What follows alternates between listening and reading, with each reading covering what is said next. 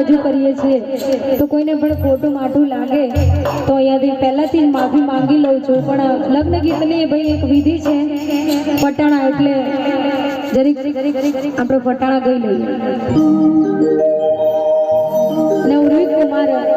સરસ મજાની રેલગાડી લઈને આવ્યા છે અને એ રેલગાડીમાં શું શું ભર્યું છે એ અમે વખાણ કરીશું અહીંયાથી જાનૈયા કઈ બાજુ છે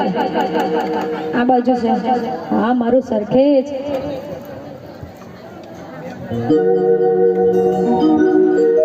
હે રેલગાડી